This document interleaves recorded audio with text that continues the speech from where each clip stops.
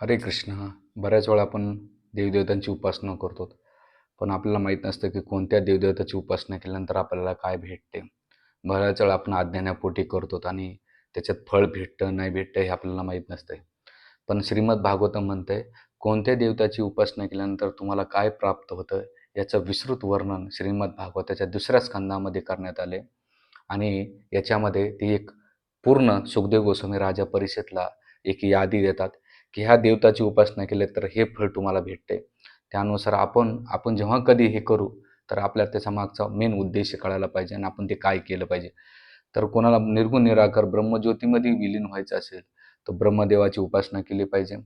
ज्याला मैथून सुखाचा आनंद घ्यायचा निरंतर, तर त्याने इंद्रदेवाची उपासना केली पाहिजे. ज्याला चांगली संतती पाहिजे असेल, पुत्र पाहिजे असेल, गुणवान, ज्ञानी, धनी किंवा रूपवान असा, तर त्याने दक्ष प्रजापतीचं केलं पाहिजे.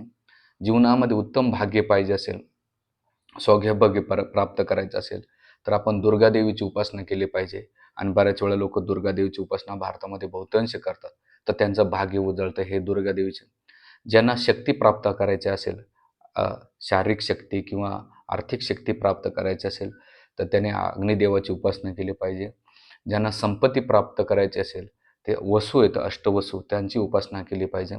त्याच्यानंतर ज्यांना शूरवीर व्हायचं असेल, शक्तिवान व्हायचं असेल, ज्यांना राज्य वृत्ती करायची असेल, म्हणून बघा जे राजे आहेत ते महादेवाची किंवा शिवजीची उपासना करतात. तर शूरवीर होण्यासाठी रुद्रांची उपासना, जे 11 रुद्र आहेत त्यांचा रुद्राभिषेक किंवा रुद्र पूजा केली पाहिजे. ज्यांना धन धान्याची समृद्धी पाहिजे असेल किंवा धनधान्य आपल्या घरामध्ये वाढलं पाहिजे, अशा लोकांनी आदिती जी इंद्रांची आई आहे त्यांची उपासना केली पाहिजे. ज्यांना स्वर्ग प्राप्त करायचं असेल किंवा स्वर्गाची प्राप्ती करायची असेल, तर आदित्य आहेत, त्या आदित्यांची उपासना केली पाहिजे.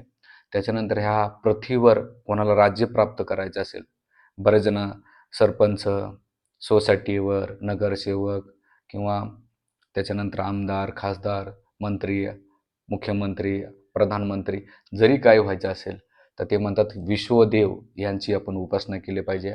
त्याच्यामुळे त्यांना राज्य प्राप्त भेटते. इव्हन आपल्या घरामध्ये जर राज्य प्राप्त पाहिजे असेल, आपल्या परिवार आपल्याला कंट्रोल करायचं असेल, तर ईश्वरदेवाची उपासना सांगितलेली आहे. त्याच्यानंतर ते सांगतात की जर तुम्हाला फेमस व्हायचं असेल, प्रसिद्धी पाहिजे असेल, आपण बॅनरबाजी लावून आपल्याला तेवढ्यापुरती प्रसिद्धी भेटत असते.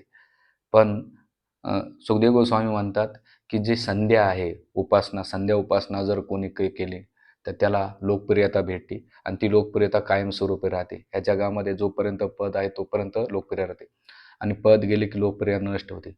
पण जी संध्याची उपासना केली असेल, तर त्याला ती लोकप्रिय प्राप्त होते.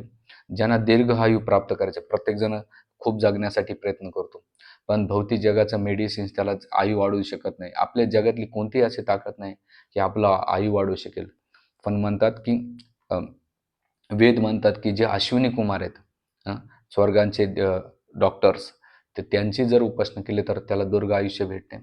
ज्याला बळकट शरीर प्राप्त करायचं असेल, मजबूत करायचं असेल, पैलवान व्हायचं असेल किंवा ऑलिम्पिकमध्ये भाग घ्यायचा असेल, तर त्याने पृथ्वीची उपासना केली पाहिजे. पदाचं स्थैर्य पाहिजे असेल, आपण ज्या ठिकाणी पद प्राप्त करतो, तर आपल्याला आजकाल पदाचा काही भरोसा नाही. कधी बॉस आपल्या हातात पेपर देऊ शकेल आपल्याला माहीत नाही. म्हणून अशा जर पदाचं स्थैर्य पाहिजे असेल, तर पृथ्वी किंवा स्थितीजाचं उपासना केली पाहिजे किंवा तिची पूजा केली पाहिजे. ज्यांना सौंदर्यवान ब्युटी व्हायचं असेल, सौंदर्य दिसलं पाहिजे, सौंदर्यवान होण्यासाठी अशा व्यक्तीनं गंधर्वाची उपासना केली पाहिजे किंवा गंधर्वापासून ज्यांना गायन शिकायचं आहे, मधुर कंठ पाहिजे असेल, तर गंधर्वाची उपासना केली तर त्याला भेटते.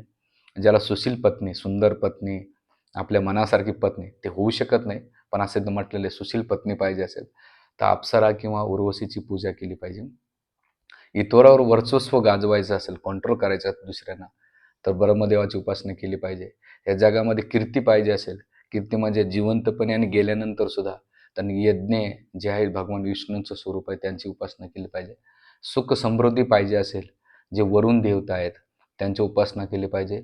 आणि ज्यांना उच्च शिक्षण आहे, म्हणजे पूर्ण नॉलेज घ्यायचं असेल, तर त्याने त्या व्यक्तीनं भगवान शिवची उपासना केली पाहिजे किंवा सरस्वतीची उपासना केली पाहिजे. त्याला उच्च शिक्षण प्राप्त होते. आणि ज्यांना कौटुंबिक संबंध पाहिजे असेल, परिवारामध्ये सलोखे, प्रेम, आनंदाने एकत्र आपण एकमेकाला समजून घेणारं पाहिजे असेल, तर असं उपासना उमादेवीची जर केली, तर ते कौटुंबिक सौख्य किंवा आनंद प्राप्त होऊ शकतो. तर हे देवदेवांचं वर्णन केलेलं आहे. पण एवढं करायला आपल्याला वेळ आहे का? आणि यांची पूजाविधी आपल्याला माहीत आहे का? तर नाही आहे. जरी माहीत असते ते केलं भेटेल. म्हणून सुखदेव गोस्वामी राजाला काय म्हणतात? "अकामा सर्व कामा मोक्षे कामा उदारती तीव्रेन भक्तियोगेन यजेत पुरुष परम." अकामा तुमची काही इच्छा नसू द्या. सर्व कामा भरपूर इच्छा असू द्या. तुमच्या ज्याप्रमाणे सागराच्या लाटा आहेत त्याप्रमाणे तुमच्या इच्छा असू द्या. हं. मोक्ष कामोदरी मुक्तीची अपेक्षा असेल तुमची, मुक्तीची अपेक्षा असेल किंवा मला मुक्ती पाहिजे असेल, कोणते 5 प्रकारच्या मुक्ती पाहिजे असेल, तर त्याने ते एकच केलं पाहिजे. तीव्रेन भक्ती योगेन तीव्रतेने भक्ती केली पाहिजे. ज्याप्रमाणे अग्नी फायडअप होतो, तर पाणी उकळलं जाते. त्याच प्रकारे आपली भक्ती तीव्रतेने केली पाहिजे. कोणाची? यजित पुरुष परम. जे परमपुरुष भगवान विष्णू आहेत, नारायण आहेत, गोविंद, गोपाल, कृष्ण आहेत, त्यांची जर उपासना केली, तर आपल्याला बाकी देवदेवतांकडून सगळं एकेकाकडून उपासना केली तर एक-एक गोष्ट भेटेल. पण भगवान कृष्णाकडून तुम्ही एकदा जरी भक्ती केली आणि सर्वच आपण त्यांना समर्पित केलं आणि त्यांच्याकडून जे पाहिजे ते मागितलं, तर भगवंत एकमेव कृष्ण असे आहेत, "यस्मिन् तुष्टे जगत्तुष्टे संसिद्धी हरितोषणं." तर त्यांची उपासना केली तर ते सर्व काही तुम्हाला देतात. असे भगवंत करुणामय, दयामय. त्यामुळे आपण ठरवा, देवदेवतेची उपासना करून एकेकाची करायची, एकट्या भगवान कृष्णाची उपासना करायची, ज्यामुळे आपल्याला सगळ्या गोष्टी प्राप्त होऊ शकतात. असं आश्वासन एकदम प्रामाणिक अधिकारी व्यक्ती सुखदेव गोस्वामी राजा परीक्षितला सांगत आहे. आपण विचार करा. खूप खूप धन्यवाद. हरे कृष्ण.